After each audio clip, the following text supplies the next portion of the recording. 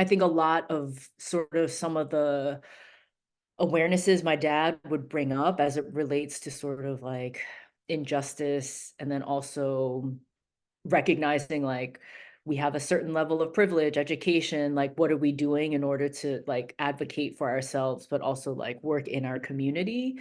Um, both my parents were physicians and basically ran a community clinic that, your entire family can get, you know, um, all of your health issues addressed in like, one place, like adults and children in one place that like spoke your language, so in many ways like um my parents, their practice was a bit of a community center of sorts. Like everyone was like, oh, I never knew that was your, that was your mom.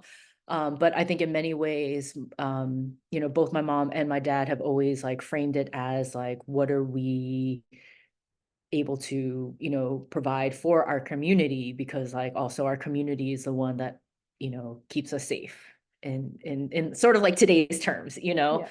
and so I think there was always sort of like a consciousness around we can't, or yeah, there was never a deep individualism, I think.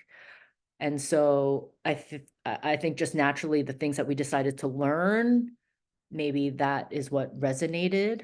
Um, but yeah, I feel, really lucky. And even when I was like went into architecture school, it was always like, yeah, because, we need community centers for our people. Like it's because we need housing for our people. Like everything was always in the framework of like collective, collective resourcing, as opposed to just like individual development. Yeah. And I think that's very Korean, it's like it's very Asian where you think about your family.